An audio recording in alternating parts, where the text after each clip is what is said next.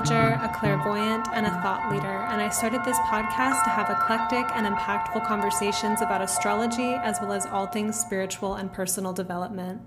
I'm going to take you all on a thought experiment, travel with me, and we'll title this Bridging Disconnects of Cosmic Proportion.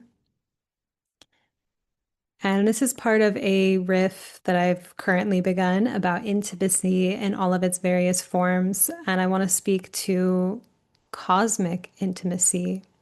And if we're going to speak about intimacy, then we can also speak about its polar opposite, which is disconnect.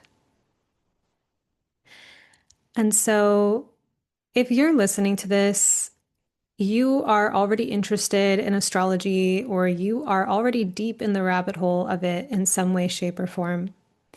But I want to use a setup metaphor that involves astrology skeptics who I don't really usually speak directly to because it's not how I want to spend my creative energy.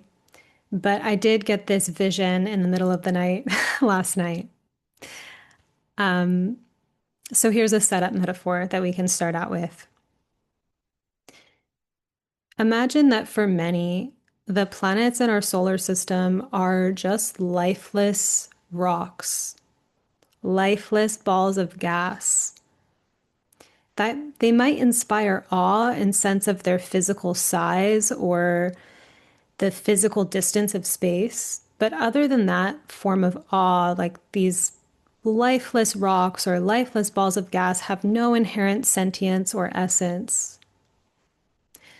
Astrologers, on the other hand, so that may be you, or maybe about to be you, astrologers at whatever levels of personal or professional practice that you might be in, you'll have a very different experience where these massive bodies are actually alive and speaking with you through visions, correspondences, events, dreams, just everywhere here in our lives. So, just to paint a little bit of a picture, I have a few anecdotal examples. I do like to get into big novel length tales, so these are just really quick anecdotes.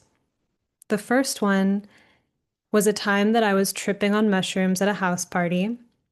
I was surrounded by these high level witches and like massive amethyst crystals and this witchy community in the outskirts of Las Vegas. And I'm tripping. I was inward for a moment and taking notes about my Chiron and Leo placement, which I was having these big downloads about. And midway through that writing, I hear the most amazing music, and I feel this compulsion to go follow it. It leads me to a man playing guitar, and he has a stuffed lion, which is, of course, the Leo symbol, and I'd just been writing about Chiron and Leo, on top of his guitar. And the man's name, playing the guitar, is Leo. I clocked the synchronicity, and without explaining it, I was smiling so much I felt as though my mouth would stretch off my face. Leo, like his name might suggest, loved the feedback and attention for his music, and our smiling ricocheted back and forth between us in a fixed moment of unabashed solar radiance. Another example. This one, it was a Gemini full moon, and I went grocery shopping at Whole Foods that night. And I was just minding my own business, not trying to socialize, but I got befriended at the checkout in line by a woman named Celine. And as you may know, Celine is a moon goddess. And Celine was a Gemini sun. So it's a Gemini full moon, and I'm randomly or not so randomly befriended by a Gemini woman named Celine. Her face even was bright and moon-like. She was chatty like Geminis are, and she asked me a lot of questions like, was I happy in my life? Where I saw myself in 5 years? Things like this. I saw what was happening in real time. A visit from the full moon via this woman, And I stayed in the conversation for longer than I might have normally while she asked me question after question with Gemini characteristic curiosity and openness. So imagine having these kind of experiences casually, like these alive, magical happenings are commonplace and everyday for people who speak the language of astrology. And the deeper you go, and the longer you speak in practice, the more complex and cyclical and deep in time the stories get. And it builds up a legible life of the soul. Like instead of just reflecting on the sequencing of events, you understand the poetry of the context of the time that you're in. Like, knowing the soil of a wine, its terroir, it's like the astral terroir, like where the planets were at various moments in your life. This is profound, right? In my advanced containers, these are stories and inspirations we regularly share because not that long into becoming fluent in this language, your life just takes on these kind of synchronistic magical moments as a regular thing. So, astrologers have been left to philosophize if these events were always happening and we just didn't notice them, or if the universe is relational, to speak here of intimacy, and actually changes in response to our attention. In my opinion, it's the latter, right? I find it kind of odd logically to think that these kind of magical events are just kind of static things that would have happened anyway, you know, and that you just suddenly have the way to decode it, as opposed to what if the universe actually becomes more animated, more talkative, more alive? The universe or God speaks to us in ways that we can hear and listen. And when we expand the ways we can hear and listen, such as through astrology, the universe gets to speak to us more.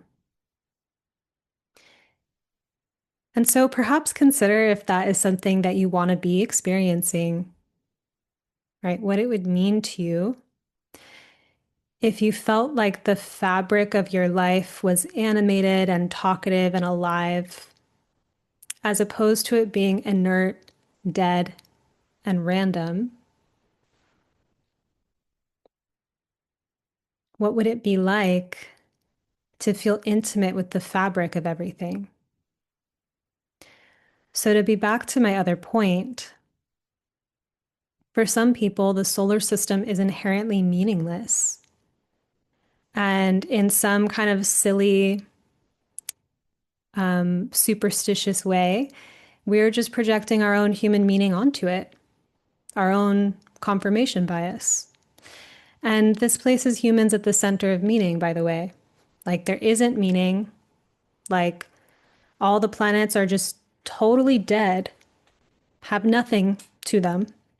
And it's just humans projecting an imagination from the brain inside of our skull onto these bodies. I don't claim that everyone needs astrology to live their lives. There's many ways we can commune in a deeper, sensate way with life. But I do find it sad and evocative that the animism and indigenous perspective is lost in a lot of mainstream thinking. This issue that minimizes the poetry and vastness of astrology as something not even real or human made, it's the same issue continually, or it's the same issue that continually minimizes the aliveness of the natural world. This has taken form in human history as mistreatment of land and animals because of that broken connection and even the lack of awareness that a rupture has occurred. It's also the ability for the mind to break and compartmentalize capacity for empathy, such as to dehumanize groups of humans. It shows up in the mistreatment and extraction of women, and it shows up in the internalized and perpetuated numbness or fracture from our own bodies, bodies that remember the pain of being overridden, pushed, mechanized, objectified, and so on. Like entire planets, there are entire landscapes of our social worlds and bodies and inner life that aren't considered worthy of care, curiosity, respect, reverence. So let's be clear, this isn't just other people. These are patterns that we unlearn for ourselves. And I'm not saying also that the planets need our human empathy, right? That like Mars is upset that we don't care. I'm not looking at it that way so much as actually like if someone didn't think that you existed, would you how would you engage with them? Would you offer your deepest gifts and insights? Would you offer your deepest quality time to someone who didn't notice your existence or degraded the idea that you existed? So, the idea of the universe being relational, this is especially depicted in Cosmos and Psyche by Rick Tarnas. And he speaks about the universe through the perspective of romance and suitors. And that for the suitor who intends to only bond with the material world to extract its resources for his own selfish gain, that suitor is only going to get a certain, bare minimum because that doesn't inspire generosity. But for the suitor who's genuinely curious and seeks to get to know the mysteries, who seeks to understand the other as though she is just as wise and intelligent, if not more so than himself, is going to receive way more in response. So I don't think any of you view the solar system as dead and inert. What I want to suggest or pose as a thought experiment is in what ways have you not taken it far enough that the universe is alive? In what ways is the conversation not as animated as it could be? And what would it be like to ignite it?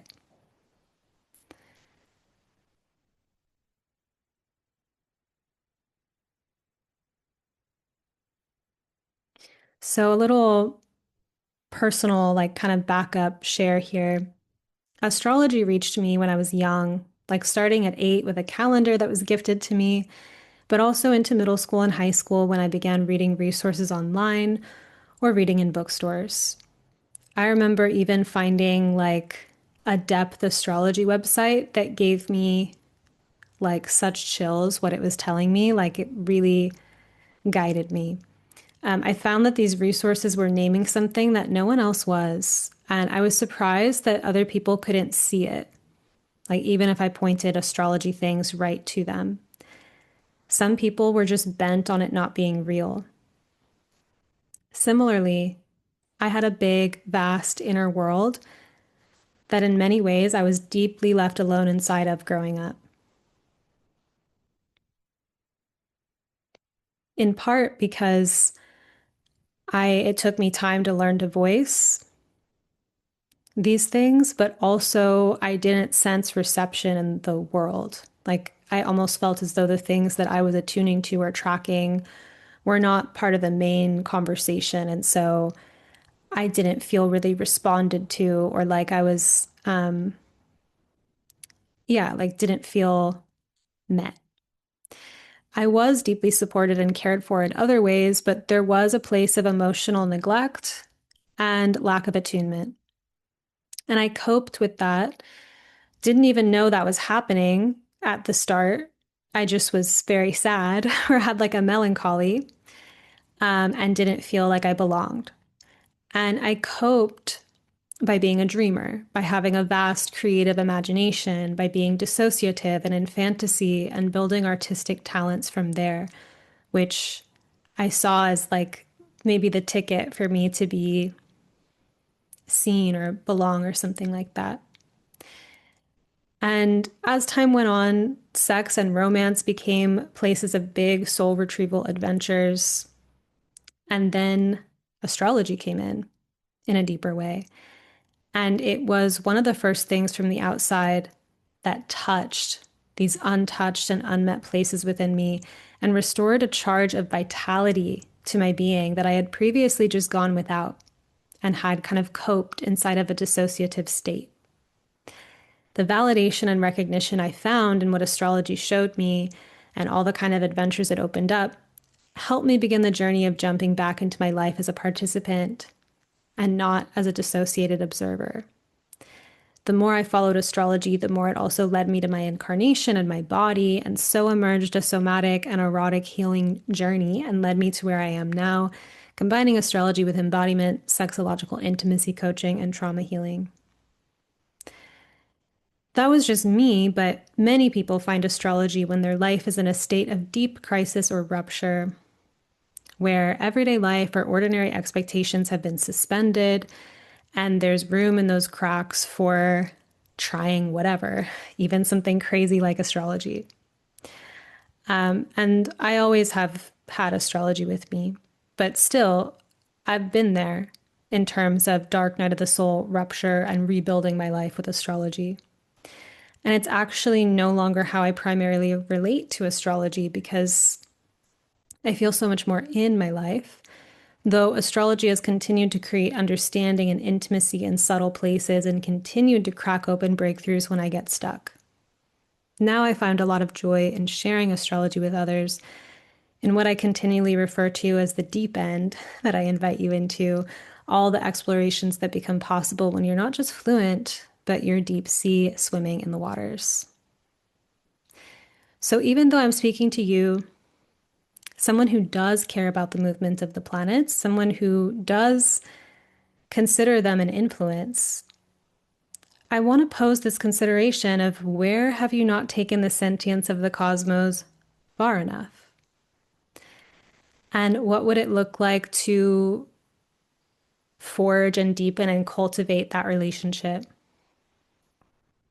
So this could take the form of, in terms of where this hasn't been taken far enough, having limiting perspectives on what the astrological signatures or archetypes mean, things in your chart that you think are scary or bad or don't like, signs that you don't like, etc. Instead of engaging a living curiosity or conversation with those archetypes and beings. In some sense, projecting your own mental and human limitations or bad experiences onto the cosmos instead of inviting the cosmos itself to open your mind.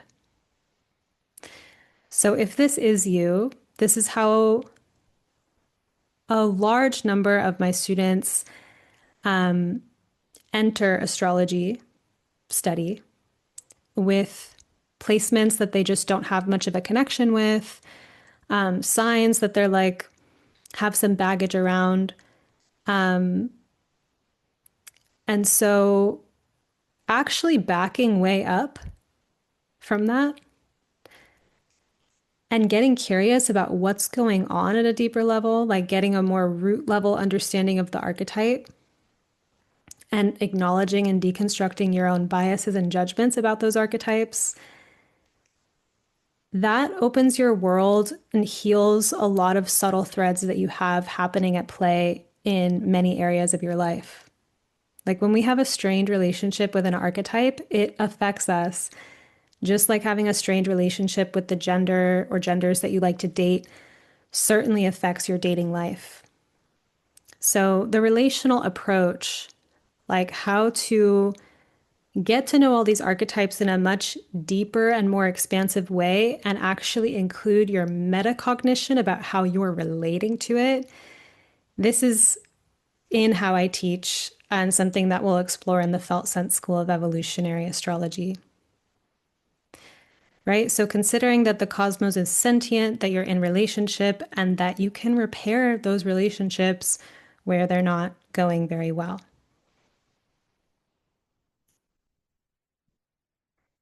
Another place of not taking it far enough is being a consumer of astrology through professional astrologers as a medium, but not learning how you yourself can speak directly with the planets and have your own direct gnosis. If you act like it's not for you to learn, it's not your thing, it's too much, it's for you to learn later when the opportunity is here right now. So if this is you, it's time to consider how and why it's serving you to wait, or why you think astrology is something only to study if you want to have it be like your capital T thing, if you want to monetize it and be a professional with it.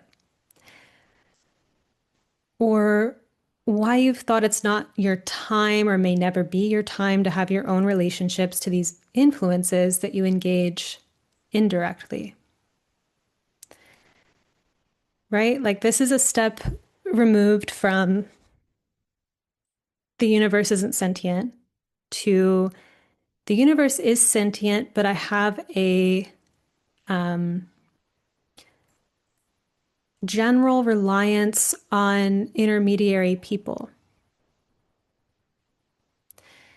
So, the way that I teach astrology is to actually give you the tools to have your own relationship to the craft so that after the months that you spend with me, whether or not you continue studying and going deeper with me, that after your time ends in it used to be the intensive and now it's the felt sense school, that you just have this literacy for yourself. Like you're the one talking to these vast, alive, sentient beings. You're the one tuning in and sensing and receiving downloads and visions. You're the one reflecting like a philosopher, like a mystic. How would that stretch you to be more honest with the vastness of your knowing, like your desire, who you are at this deeper level when you look at the mirror of the cosmos?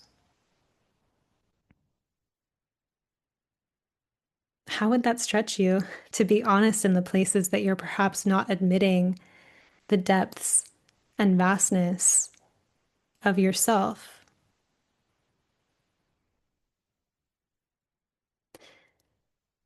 Like there's this saying about, you're the five people you spend the most time with. I'm sure you've heard that. And astrologers, like people who study astrology, become extremely exquisitely intelligent in this particular way, where it like looks like it's just them, but it's actually a collaboration because they've been spending time with the gods. They have been spending time with the planets. And so I'm just curious, genuinely, why, if you love astrology and you regularly tune into astrology content, like, why not have that conversation directly? Like, who would you become in that version or that timeline of yourself?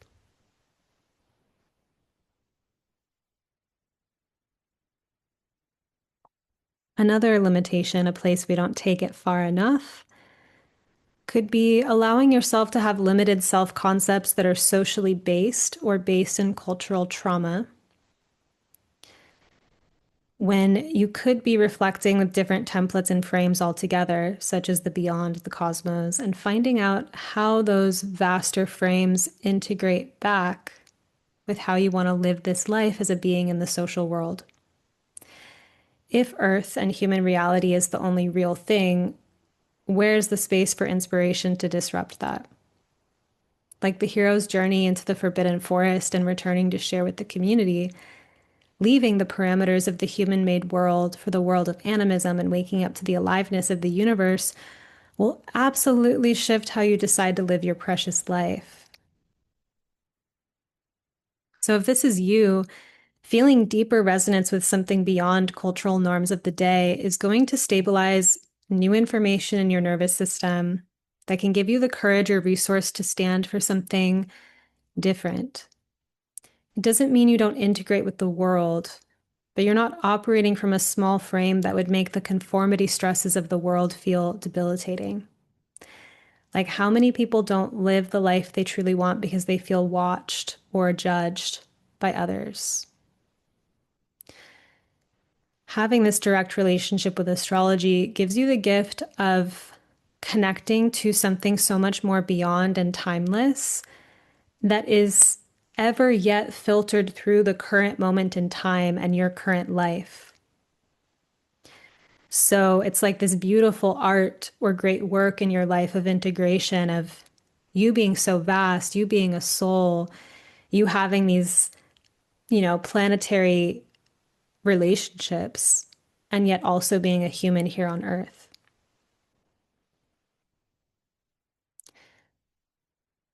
So, all the while, you've got hungers and desires for this life, which are, for a lot of us, edgy to feel. And some part of you, if not all of you, feels the call to align with the resources of the cosmos itself. For those of you who are ready to expand and open your world, you're ready to open up secret doorways inside of yourself at the same time you animate the cosmos and find the aliveness in that whole deep space world out there that could so easily be overridden as inert nothingness. At the same time that you animate it in the alive way that it is and see that through your own perception, it mirrors back and reflects hidden parts of you. You are ready to become more aware of what is, and through your attention, breathe life into it. And if this is you, welcome to a massive timeline jump where you enter into a world of direct conversation with the cosmos around you, not just as something you already know to be real or full of essence, but as something you have a personalized relationship with and can feel and read for yourself. And the cosmos can speak directly to you through synchronicities that you'd personally understand. What would it mean for life to transform like that, to be intimately walked with by life? I teach astrology in the spirit of transmitting literacy to you so that you have the tools and confidence and what you need to speak this language for yourself for years and years, ongoingly, after your time with me. In the Felt Sense School of Evolutionary Astrology, you will learn astrology for yourself, and it's called the Felt Sense because the focus is just that. These are not mere academic exercises. This is not just for your mind, even though astrology includes the cerebral. There's actually going to be like somatic and visionary journey practices alongside the curriculum in this course. The best astrology practice involves deep feeling, being moved and stirred, being changed and expanded by what you study because the archetypes and planets are alive. It's not just knowledge to have, it's a conversation with something that actually has an intelligence beyond us. Who would you become if you really entered relationship with the cosmos or chose to deepen it and really go for it?